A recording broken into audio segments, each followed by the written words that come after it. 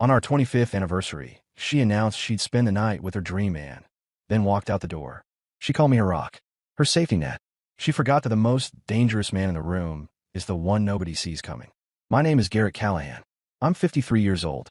I've spent the last 22 years as a senior project manager in the oil industry, coordinating multi-million-dollar operations across the Gulf Coast. I've managed crisis situations that would make most men fold. I've kept my head when rigs went down and budgets exploded and crews panicked. But nothing, not one single emergency in 22 years, prepared me for the evening of my 25th wedding anniversary. Naomi and I got married in June of 1999. She was 25, I was 28. We had 3 kids who turned out to be the best thing either of us ever did. Kevin, 28 now, a software developer for Apple out in Cupertino, married to Brooke and fathered 2 boys, Mason, 5, and Eli, 3. Our daughter Lee, 26, a medical resident in Atlanta, married to a steady guy named Paul, and mother to little Sophie, who just turned a year and a half. And then there's Brad, 23, our youngest, running a small but growing construction outfit here in Houston. Still single, still finding his way, but working hard at it. 25 years. I'd planned the evening for weeks. Not a restaurant. Naomi had said a few months back she preferred something more intimate, something at home. So I took that to heart. I left work early on a Friday, stopped at the florist, picked up her favorite Bordeaux, and spent the afternoon cooking the rosemary lamb she'd always said was her favorite meal. I set the table with a good china, lit the candles, changed into a pressed shirt and slacks. I even found the playlist from our honeymoon trip to Savannah, old Motown that used to make her sway in the kitchen. Naomi came home at 6:15. She was dressed in something I had never seen before, a dark green wrap dress, heels, and hair done like she was heading to a gallery opening. She smelled different. The perfume was unfamiliar. "Garrett," she said, and her voice had that careful tone to it, the one I now recognize as rehearsed. "This looks really nice." I kissed her cheek. She turned just slightly, so it barely landed. "Happy anniversary," I said. "Lamb's almost ready." She set her bag down on the counter and didn't move toward the table. She stood there, hands folded in front of her, looking at me with an expression I couldn't quite name at the time. "I can name it now. It was pity. I need to tell you something before we sit down," she said. I turned down the stove. "Okay. I won't be staying tonight." She said it quietly, like she was explaining she'd be skipping a work meeting. "Dylan, from the gallery. He leaves for Barcelona on Sunday. He invited me to spend the evening with him." The room didn't spin. I didn't go weak. I just stood very still, holding a dish towel, staring at the woman I had built my entire adult life around. "On our anniversary," I said. It wasn't a question. "The timing isn't ideal, I know. But it's just one night, Garrett." Her chin lifted slightly. "He's my dream. He understands things about me that I've needed for a long time. I'll be back tomorrow morning, and we can celebrate then. You and I, we're solid. That's exactly why I can tell you this." I looked at her for a long moment. 25 years of marriage. 25 years of loyalty. Every project, every deployment, every missed birthday because of a rig crisis. All of it stacked up in my chest like something about to give way. "You're telling me," I said slowly, "that you're leaving our anniversary dinner to spend the night with another man. And your reason I should accept this is because we're solid. You've always been my rock, Garrett. Your safety net," I said. She didn't deny it. She picked up her bag, tucked a small note under the fruit bowl, Dylan's address, I found out later, kissed my cheek for the second time that evening, and walked out the door. The lamb finished cooking. The candles burned. The Motown playlist moved song to song in an empty kitchen. I stood there alone and made a decision, so quiet it barely made sound. Why did next shocked everyone who thought they knew me? I didn't call anyone right away. That's not who I am. I've spent over 2 decades managing situations where panic is the enemy, where the first man to lose his head becomes the biggest problem in the room. So I did what I always do when something goes sideways. I got quiet and I got methodical. I turned off the stove, covered the lamb, blew out the candles one by one. Then I poured myself 2 fingers of bourbon, sat down at the kitchen table, and let the facts land. Naomi had walked out on our 25th anniversary to spend the night with a man named Dylan, someone from the art gallery, where she'd been working part-time for the past 2 years.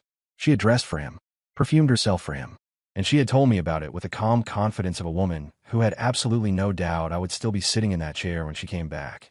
The bourbon burned slow. I didn't rush it. After about 20 minutes, my phone rang. My brother Ray, calling to wish us a happy anniversary, same as he did every year. I picked up. "Happy 25, Garrett," he said. "Did she like the lamb?" "She didn't stay," I said. A beat of silence. "What do you mean she didn't stay?" I told him. Straight. No dramatizing. Ray's not a man who needs things dressed up. and neither am I. By the time I finished, he was quiet in a way that told me he was choosing his words carefully. Garrett, he finally said, that woman has lost her mind. Maybe, I said, but I haven't lost mine. That's what matters right now. After we hung up, I did something I'm not entirely proud of, but I don't regret it either. 3 years ago, when Naomi got a new phone, I set up the automatic cloud backup as part of our shared family storage account. It was a practical thing: tax documents, family photos, shared calendars. She never paid much attention to how it worked. I opened my laptop and logged in. The photos loaded in reverse, chronological order. The most recent ones were from that afternoon. Naomi getting ready, mirror selfies in the dress she'd worn out the door. I kept scrolling, and there he was. Dylan, silver-haired, mid-50s, the kind of man who looks like he's always posing for something. The first photo of the two of them together was dated 4 months ago, a gallery event. Then another, closer each time. The body language by month 3 told a story that required no caption. I sat with that for a while. Then I opened our shared email account, the one we use for household bills and the kids' school records going back years. In the deleted folder, I found a thread. Naomi had been careful. Short messages, nothing explicit, but the intent was unmistakable. They'd been planning this evening for at least 6 weeks. The Barcelona trip was real. The timeline was real. And the assumption that I would accept her return without consequence was built right into the language she used. I'll handle Garrett. He always comes around. I read that line twice. Then I closed the laptop. I went upstairs, changed out of my press shirt, and pulled on jeans and a work jacket. Then I drove across town to the office of Thomas Whitfield, my attorney and one of the few men I genuinely trust. I called ahead. He was still there. Thomas met me at the door with a look that said he already knew this wasn't a social call. He's known me for 18 years. He poured coffee without asking, sat across from his desk, and listened without interrupting while I laid out everything. The announcement, the photos, the emails, the 6-week premeditation. When I finished, he set down his mug. She planned it for your anniversary specifically? The Barcelona timing gave her a deadline, I said. The anniversary was just convenient. Thomas shook his head slowly. Garrett, I need to ask you directly. What are you looking to do here? Protect myself, I said. Not revenge. Not drama. I want to know exactly where I stand before she walks back through that door tomorrow morning. He nodded. Then the first call in the morning is to Patricia. We need a full picture of the finances before anything else moves. I drove home at midnight. The house was dark. The lamp was still on the stove. The anniversary candles had burned down to nothing in their holders. I didn't sleep much, but I didn't pace either. I sat at my desk and wrote 3 pages of notes in the legal pad I keep for work. Names, dates, amounts, observations. The same kind of documentation I'd used to manage a failing project. Because that's what this was now. A situation that required management. Clear thinking. No wasted motion. At some point before dawn, one thought settled in and stayed. Naomi had built her confidence on 25 years of me being predictable. She'd read my steadiness as permission. She'd mistaken my loyalty for a door that would always swing open, no matter what walked through it. She was about to find out that door had a lock. Patricia arrived at Thomas's office at 8:30 sharp. She's been my financial advisor for 14 years. A compact, no-nonsense woman who speaks in numbers the way other people speak in sentences. She set her laptop on Thomas's conference table, opened a folder, and got straight to it. Your separate investment portfolio is performing well above market average, she said. The accounts your mother left you, the ones Naomi never showed much interest in managing, they've grown considerably. That money is yours alone, Garrett. Premarital inheritance, held in your name only, never commingled. In a divorce proceeding, those funds are protected. Thomas nodded from across the table. The house is joint property, but Garrett has made roughly 72% of the mortgage payments from his personal accounts. That matters in asset division. I listened to both of them lay out the picture. It was steadier than I expected. 22 years of disciplined financial management had built something Naomi apparently hadn't fully mapped. There's one more thing, Patricia said, and her tone shifted slightly. She turned her laptop to face me. I ran a routine audit of the joint household accounts this morning. Over the past 26 months, there have been consistent transfers between $800 and $1,400 monthly to an account I don't recognize. Not a utility, not a subscription, an external account in Naomi's name alone. I leaned forward. How much total? Approximately $31,000. Thomas wrote something on his legal pad without looking up. I drove home from that meeting with a clearer head than I'd had in 12 hours. Naomi's car was in the driveway. I went in through the garage, walked past her in the living room without stopping, and went upstairs to change. She followed me to the bedroom doorway. We need to talk, Garrett. We will, I said. Not today. You can't just. I can, I said, and looked at her directly. And I am. I left the house 30 minutes later and drove to Kevin's. He and Brooke lived 20 minutes from us. A house they bought 2 years ago when Mason started school. Kevin met me at the door with a look that said his mother had already called him. We sat at his kitchen table. Brooke took the boys to the backyard. She called you, I said. This morning, Kevin confirmed. He's 28 but carries himself older. Always has. He runs mobile architecture for Apple's enterprise division and has a mind that cuts through noise fast. She said you were acting erratically, that you'd gone cold on her without warning. He paused. I didn't believe her version. Smart, I said. I told him everything. Kevin listened, and as I talked, something shifted in his expression. Not surprise, but recognition, as if pieces he'd been holding separately were suddenly arranging themselves. When I finished, he was quiet for a moment. Then he said, Dad, can I show you something? He pulled out his laptop. I've been doing some digging since Mom called. I'm not proud of how I did it, but I use some tools I have access to through work, metadata recovery, account activity log for shared family services. He turned the screen toward me. Mom consulted a divorce attorney. The appointment was 6 weeks before your anniversary. I stared at the screen. A calendar entry, pulled from a deleted sync on the shared family account. The name of a family law firm downtown, a 2-hour block on a Tuesday afternoon. She was planning to file first, Kevin said quietly. Before you knew anything, the silence in that kitchen was heavy enough to touch. The anniversary wasn't just a convenient night for Dylan's Barcelona trip, I said, half to myself. She needed a reason, something that would make her look like the one who'd been pushed away. Kevin nodded slowly. If she filed citing emotional distance or incompatibility, and you were still waiting at home with candles lit, that's a very different case than if you moved first. I sat with that for a long moment. Then I stood, put my hand on my son's shoulder, and said, You did right. Don't second guess it. He looked up at me. What are you going to do? Exactly what needs to be done, I said. And not one thing more. That afternoon my daughter Lee called from Atlanta. She'd heard from Brad, who'd heard from Naomi. Lee didn't lead with drama. She's a physician. She leads with assessment. Dad, she said, I've been watching Mom's patterns for about 2 years. The way she talks about that gallery, the way she references that man. I didn't want to say anything because I wasn't certain. But what she showed you last night, that's not an impulse. That's a personality pattern. She has never once, in my memory, considered how her actions land on the people closest to her until after the fact. Your brother thinks she was planning to file before I could, I said. A pause. Then, that doesn't surprise me, Dad. Not at all. I thanked her and hung up. Then I sat in my truck in Kevin's driveway for a few minutes, watching the oak trees move in the afternoon wind. 25 years. And the woman I'd built it all with had been running a parallel plan while I cooked lamb and set out the good china. I started the truck and pulled out of the driveway. I had 3 more calls to make before the day was done. Brad called me that evening. I was back at the house in my home office when my phone lit up with his name. Dad. His voice was tight, the way it gets when he's angry but trying to hold it. Mom called me. She said you've gone completely off the rails. That you came home, didn't say a word to her, and left again. She's really upset. I know she is, I said. So what's going on? Talk to me. I told him. I kept it factual, the same version I'd given Kevin, without the edge. Brad is 23. He's still in the part of his life where he processes things emotionally first and logically second, and I knew pushing hard wouldn't land. When I finished, he was quiet. Then, yeah, that was wrong of her. But you two have 25 years, Dad. People make mistakes. Are you really going to blow up the whole family over one night? Brad, I said, this wasn't one night. It was 6 months in the making. She had an appointment with a divorce attorney 6 weeks ago. She's been moving money to a private account for over 2 years. Another silence. Longer this time. I didn't know that, he said, and some of the edge left his voice. I know you didn't. That's why I'm telling you. I kept my tone even. I'm not asking you to take sides.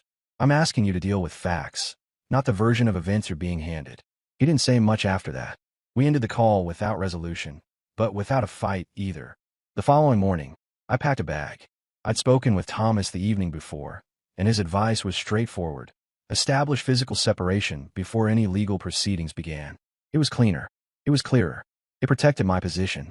I chose a furnished apartment in a high-rise downtown. Month-to-month lease, secure building, 15th floor with a view of the ship channel. I'd always found grounding. I signed the lease that afternoon and made 2 trips with my car.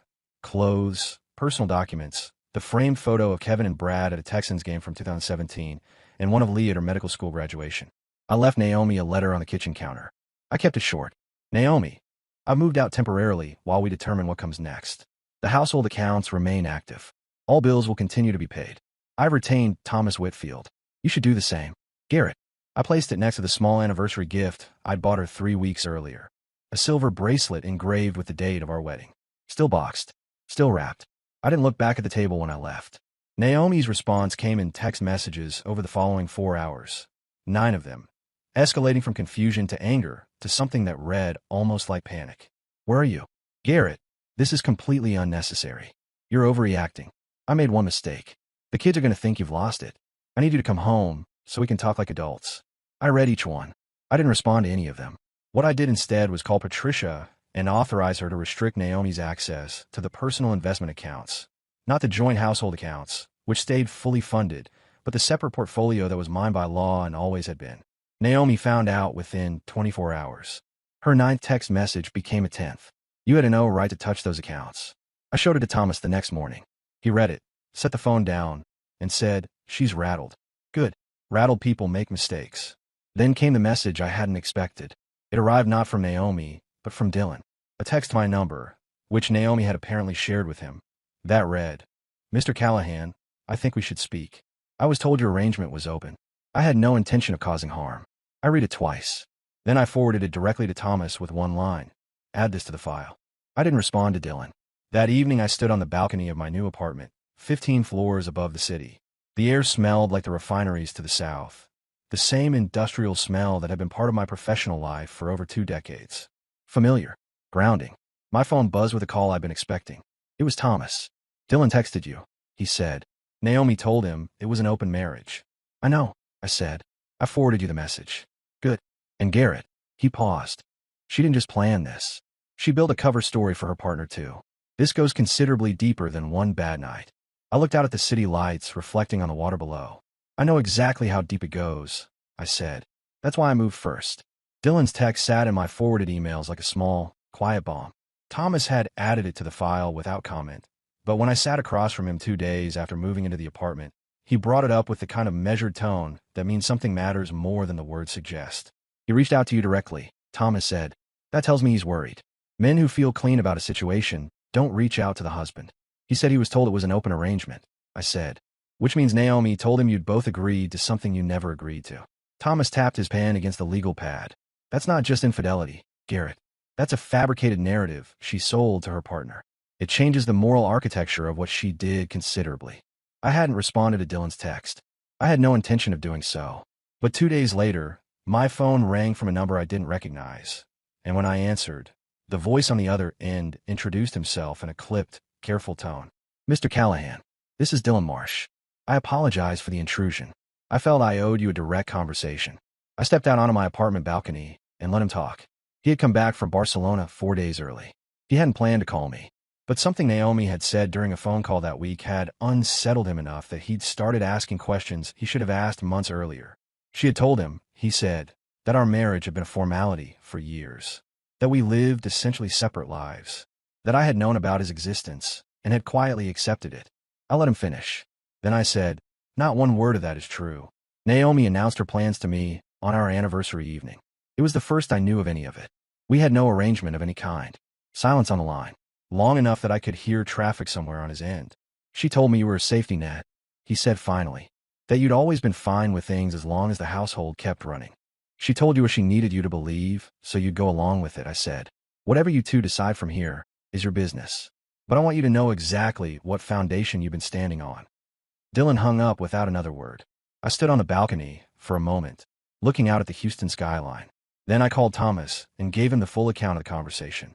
"Document it in writing as soon as you hang up with me," he said immediately. "Date, time, exact content of the exchange. Email it to yourself so it's time-stamped. This is useful." That same week, Naomi's attorney made contact with Thomas, a firm downtown, one of the more aggressive family law practices in the city. They submitted an initial proposal that suggested a 50-50 split of all marital assets, including the separate investment portfolio I'd inherited from my mother. Thomas called me after reading it. "They're including the inheritance accounts," he said, "which tells me either her attorney hasn't done their homework, or they're opening high to see how you respond." "How do we respond?" "With documentation," he said. "Every deposit, every source, Every year it's been held in your name alone. Patricia has all of it. We'll bury the claim in paper before it gets within 10 feet of a courtroom. I authorized Thomas to proceed. Then I called Patricia, who had the full financial history packaged and ready inside 48 hours. The inheritance accounts had been in my name exclusively since my mother's passing 11 years ago. Never commingled. Never used for joint household expenses. The paper trail was clean. Naomi's attorney went quiet on that front. What Naomi didn't go quiet on was the family channel. She called Brad twice that week.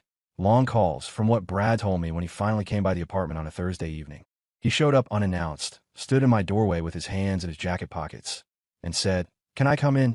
We sat at my kitchen table the same way we used to sit at the one back home when he was a teenager and had something on his mind he didn't know how to start.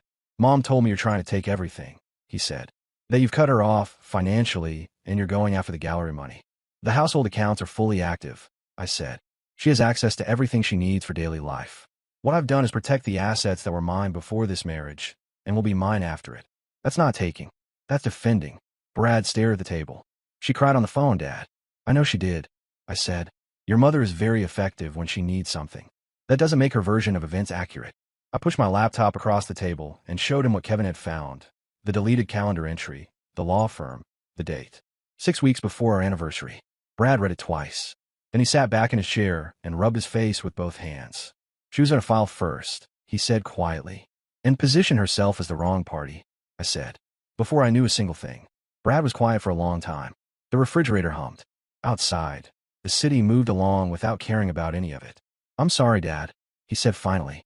"I should have listened harder the first time you told me." "You're 23, I said. "You believed your mother.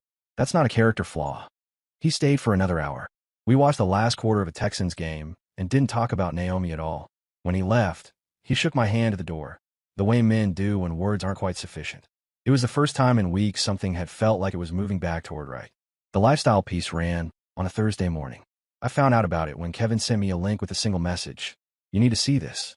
It was a local Houston blog, one of those glossy city interest sites that runs pieces about interior design and restaurant openings alongside the occasional human interest story.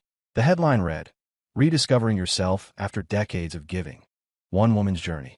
Naomi wasn't named directly. The article used a Houston woman in her early 50s throughout.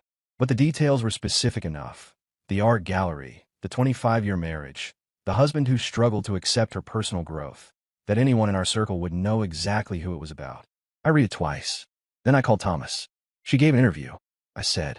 "I saw it 20 minutes ago," he said. "Her attorney is going to have a problem with this. It creates a discoverable public record of her characterization of the marriage. Can be used. It's already in the file," Thomas said. "Keep reading it to the end." I did. The final paragraph quoted her, anonymously, as saying that she had finally chosen to honor her own desires after years of quiet compromise, and that she hoped her husband would eventually understand that this was never about him, but about her own becoming. Her own becoming. I set the phone down. The gallery called her the following day. Not the director. The managing partner, a man named Harrison Cole who ran the business side and had 2 major collectors on speed dial. Kevin found out through a contact he had in the Nashville art scene. Houston's gallery world is smaller than most people think. Harrison had received calls from 3 clients who had seen the blog piece, made the connection, and were uncomfortable with the association. 2 of them were longtime donors. One was the primary sponsor of the gallery's fall exhibition. By the end of the week, Naomi's hours at the gallery had been quietly reduced. She was still listed as staff, but the invitation to the fall exhibition planning meeting, an event she had talked about for months, did not arrive. Dana Harmon called me that same week. Naomi's closest friend, a woman I'd always liked well enough, though I'd suspected for some time that she'd known more than she let on. She asked if we could meet for coffee. I agreed, mostly out of curiosity. We sat at a corner table at a place near Rice Village. Dana looked tired and uncomfortable in equal measure. "I want to apologize, Garrett," she said, before I could say anything. "I knew about Dylan. I knew for about 4 months. She talked to me about him like it was just something that was happening, and I was supposed to be okay with hearing it." She wrapped her hands around her mug. "I told her the timing was cruel. She said you'd understand, that you always understood, and you didn't push back harder than that," I said. "No. She had the decency not to make excuses for it. I didn't, and I should have. I should have told her directly that what she was doing was going to blow up her family. I chose the easier thing, which was to stay quiet and stay her friend." I looked at her for a moment. "I appreciate you saying it. What are you going to do?" she asked. "Finish what needs to be finished. I said, with as little collateral damage as possible. Dana nodded slowly. For what it's worth, and I know it's not worth much right now. Most people who know you two know the truth. Her version isn't landing the way she thought it would. I thanked her and left. On the way back to my apartment, I stopped at Kevin's. Brooke answered the door with Mason clinging to her leg. Mason looked up at me with his grandfather's eyes, Callahan eyes, my mother used to say, and said, "Grandpa, are you coming to live with us?" I crouched down to his level. "Not today, buddy, but I'm close. And I'm not going anywhere." He seemed satisfied with that. He ran back inside, yelling something to his brother about a cartoon. Brooke watched him go, then looked at me. "He asks about you every day," she said quietly. I nodded. That one landed somewhere deep. Inside, Kevin and I sat in his kitchen while Brooke kept the boys occupied. He'd been watching the gallery situation develop and had a characteristically precise summary ready. "She burned her professional credibility to build a public narrative," he said. "And the narrative isn't even working. The people who know you aren't buying it. She underestimated what 25 years of showing up actually builds," I said. Kevin was quiet for a moment. Then he said, "Dad, is there any version of this where you two work it out?" I looked at my son, this steady, careful young man who'd been paying attention since he was old enough to understand what paying attention meant. "No," I said. "Not because of the night itself. Because of what the night revealed. You can forgive a mistake. You can't rebuild trust with someone who was engineering your exit while you were cooking dinner." Kevin nodded once. He didn't push. That was answer enough for both of us. I found the legal pad in the third box I unpacked, the one I'd grabbed from the bottom shelf of my home office closet without looking closely at the contents. It wasn't a diary exactly. I've never been the type. But I used to write in legal pads when I needed to think through something complicated, project timelines, financial models, occasionally something personal. This one was from 2016, 8 years ago. I sat on the edge of my apartment bed and read through it slowly. Most of it was work, rig schedules, a personnel issue I barely remembered, budget projections for a Gulf Coast expansion. But near the back, in a tighter handwriting I use when I'm tired, I found 2 pages that stopped me cold. September 14th, 2016. Naomi mentioned the gallery again tonight, the 3rd time this week. I told her it sounded like a good opportunity. She didn't seem to hear me. She was already looking at her phone. I've noticed lately that I finish conversations we never actually started. I should probably say something. I won't, because saying something means disrupting the balance, and the balance keeps everything moving. Is that wisdom or avoidance? I'm not sure anymore. I sat with that for a long time. 8 years ago, I had seen something clearly enough to write it down, and then I had filed it away and kept moving. That was the system. That was what I did. Keep the rig running. Keep the household funded. Keep the peace. Naomi had read that system fluently for 25 years. She'd known I would absorb without confronting. She'd built her exit strategy on that knowledge. I closed the legal pad and put it in my desk drawer. Not to forget it. To remember exactly how clearly I'd once seen the truth and chosen comfort over clarity. That Thursday, I had my first appointment with a therapist named Dr. Elaine Marsh, a referral from Lee, who trusted her professionally. I almost canceled twice. Men my age, in my industry, don't typically walk into a therapist's office to talk about feelings. But I went because what I was carrying wasn't feeling anymore. It was data I needed to process correctly. Dr. Marsh was direct and unhurried. She listened to the summary I gave her the same way a good physician listens to symptoms, without filling in the blanks prematurely. When I finished, she said, "You've spent 25 years managing other people's comfort at the expense of naming your own experience. That's not weakness, but it created a dynamic that someone with different values was able to exploit." She knew I wouldn't push back hard enough, I said. "She knew what you valued more than conflict," Dr. Marsh said. "Stability, continuity, the appearance of a functioning partnership." She paused. "The question now is what you value more than those things." I thought about that on the drive back to my apartment. The answer, when it arrived, was simple enough, myself. That evening, Kevin called to tell me a local lifestyle blog had quietly removed the piece Naomi had given. He didn't know why. Whether it was legal pressure from Thomas's office or internal editorial second-guessing. It was gone either way. "The gallery situation is worse for her, though," Kevin said. "Harrison Cole apparently told her directly that the fall exhibition wouldn't include her in any client-facing role. She burned that bridge for a story that didn't even hold," I said. "Yeah," Kevin said. "People notice when the version someone's selling doesn't match what they've seen for 20 years. After we hung up, I made a cup of coffee, stood at the window, and watched the city for a while.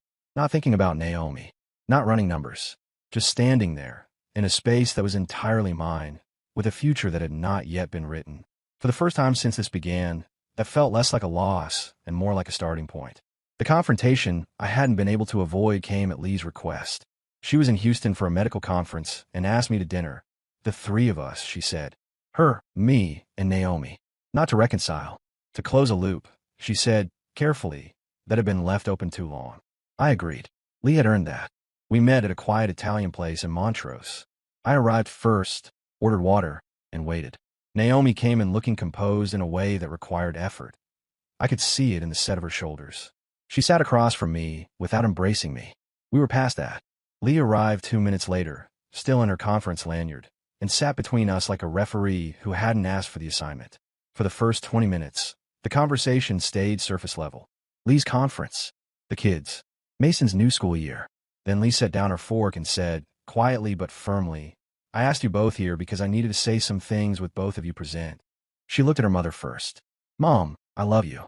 But I've been watching your behavior patterns for 2 years, and what you did to Dad, the planning, the attorney visit, the financial transfers, that wasn't a crisis. That was a choice. Repeated choices, over a long time. Her voice didn't waver. You treated Dad like a structure to live inside, not a person to consider. And I need you to hear me say that directly. Naomi's jaw tightened. Lee, you don't have the full picture. I have enough of it, Lee said. I'm a physician. I read patterns. I know what I've seen. Then she turned to me. And Dad, I need you to know that whatever comes next, Kevin and Brad and I are standing with you. Not against Mom. With you. I nodded once. That was sufficient. Naomi turned to me then, and something in her expression shifted, the composure thinning at the edges. After everything, Garrett. 25 years. You're just going to end it over one mistake. I looked at her steadily. You consulted a divorce attorney 6 weeks before our anniversary. You moved $31,000 to a private account over 2 years. You told your partner we had an open arrangement that never existed. I kept my voice level and clear. That's not one mistake. That's a sustained decision to deceive someone who trusted you completely. The only thing I did wrong was trust you longer than the evidence warranted. Naomi's eyes went bright. You make it sound so cold. It was cold, I said. What you built was cold. I'm just describing it accurately. The table was quiet for a moment. Lee looked at her plate. Outside, the restaurant moved around us. Ordinary Tuesday night life. The divorce filing goes in next week, I said. Thomas will handle everything through proper channels. You'll be treated fairly. But this marriage is finished. Naomi said nothing for a long moment. Then, quietly, I never thought you'd actually leave. I know, I said. That was the miscalculation. I paid the bill. I hugged Lee at the door and told her I was proud of her. For the conference, for the medicine, for the clarity she'd shown tonight. She held on a beat longer than usual. Driving back to my apartment, I felt no anger, no grief. Just the steady, clean clarity of a man who had finally said exactly what needed to be said, to exactly the people who needed to hear it. The door was closed. The lock was set. 3 months after moving into the apartment on the 15th floor, I started to recognize what my life actually looked like when I was living it for myself. The mornings were different. I woke without the low-grade tension that I'd carried so long I'd stopped noticing it. The subtle recalibration of mood that comes from sharing a house with someone who has stopped seeing you clearly. Coffee on the balcony. The ship channel visible in the early light. The day ahead belonging entirely to me. Thomas had connected me with a volunteer financial literacy program at a community center in Midtown, a referral through a colleague who ran the board. I started going on Tuesday evenings. The participants were mostly retirees and recently widowed men and women trying to navigate accounts and investments their spouses had always managed. The work was immediate and tangible in a way that 22 years of corporate project management rarely was. I was sitting across a table from a 70-year-old woman named Ruth who'd just discovered her late husband's pension had a survivor benefit she hadn't known existed, and watching the anxiety leave her face in real time. That mattered. I hadn't realized how much I'd needed something that mattered in that specific way. I met Helen at the third session. She was a retired high school English teacher from Katy, sharp, direct, with a dry humor that surfaced at unexpected moments. We ended up talking for 40 minutes after the session ended, about everything from Houston traffic to what it meant to rebuild a life after 60. She had lost her husband to a long illness 4 years earlier, and she carried it without performing it, which I respected. You seem like a man who's figuring something out, she said, on our second Tuesday. Actively, I said. She smiled. That's a better position than most. The divorce proceedings moved with the efficiency Thomas had promised. Naomi's attorney had retreated from the aggressive opening position once Patricia's documentation dismantled the inheritance account claim entirely. The settlement negotiations were businesslike. Not without friction, But without the prolonged warfare some divorces become. The house would be sold. The proceeds split according to a formula Thomas had negotiated that reflected my documented mortgage contributions. The joint accounts were divided cleanly. The $31,000 Naomi had moved to her private account became a point of formal record. Her attorney didn't contest it, which told me they'd advised her against a fight she couldn't win. Brad helped me move my remaining things from the house on a Saturday in early October. We worked steadily and without much conversation, carrying boxes to a storage unit I'd rented, leaving behind what was hers or jointly held. At one point, Brad picked up the framed photo of the two of us at Texans game, the one I'd already taken to the apartment, and looked at it for a moment before setting it back in the box. "I'm sorry I didn't listen the first time," he said. "You did eventually," I said. "That's what counts." He nodded and kept working. That was enough. Kevin called that evening. "How did the move go?" "Clean," I said. "Straightforward." "Good." A pause. "Mason keeps asking when you're coming to watch him play soccer." "This weekend," I said. "Tell him I'll be there for every game this season." I heard Mason shout something in the background, loud and unintelligible and entirely joyful, and Kevin laughed. That sound, more than anything else that day, felt like solid ground beneath my feet.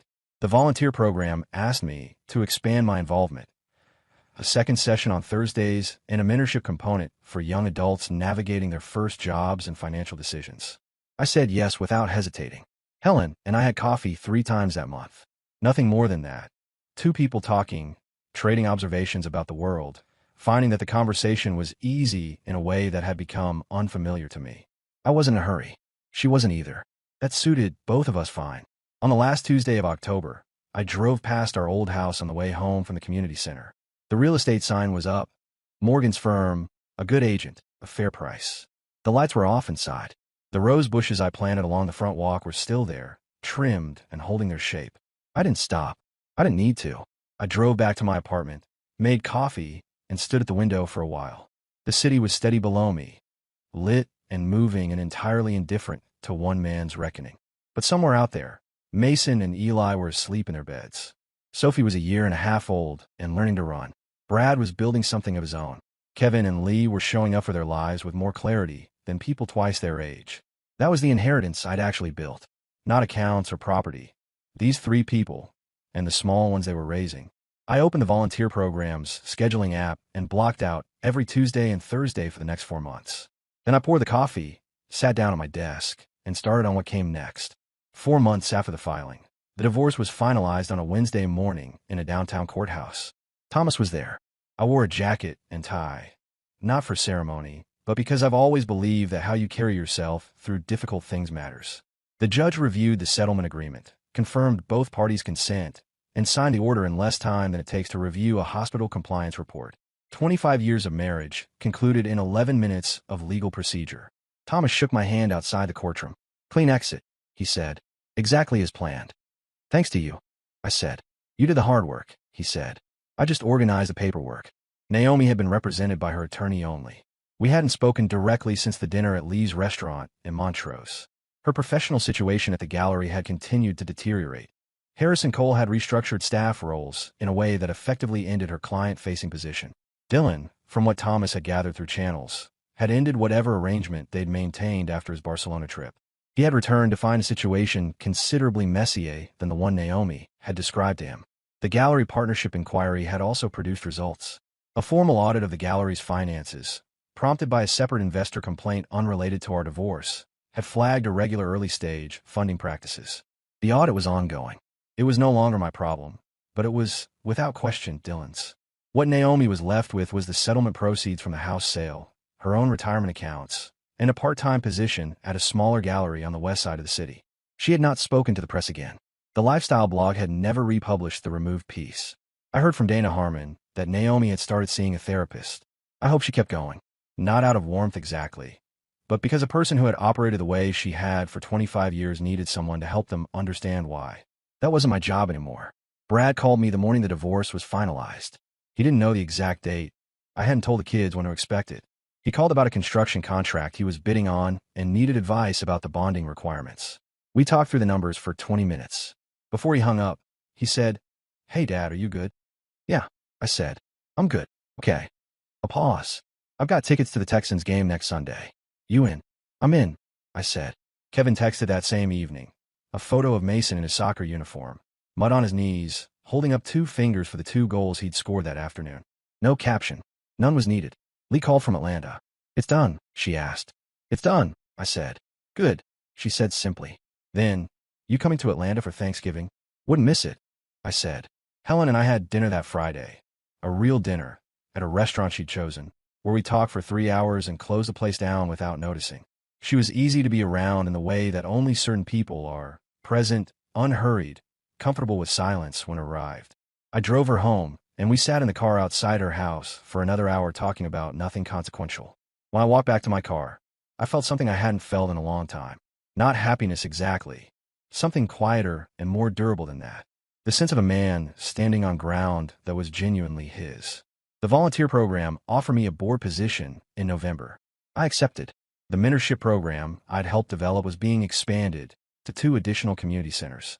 I moved out of the high-rise apartment in December, into a smaller house, a place I'd chosen myself, 3 miles from Kevin and Brooke. A yard, a decent kitchen, a study with enough shelf space for the books I'd been collecting since September. No rose bushes yet. I'd plant those in the spring. On the first morning in the new house, I made coffee, took it out to the back porch, and sat in the quiet of an early December morning. The neighborhood was still. The sky was pale and clear. I thought about the man who had stood in a candlelit dining room 4 months ago, holding a note with another man's address, watching 25 years dissolve. That man had believed, somewhere underneath his steadiness, that his value lay in his usefulness to others, that his loyalty was a gift that would eventually be recognized and returned. That man had been wrong, and the correction, though it had cost everything it cost, had been necessary. I was 53 years old. I had 3 good children, 3 grandchildren, work that meant something, and a life I was building with both hands and clear eyes. That was not a consolation prize. That was everything worth having.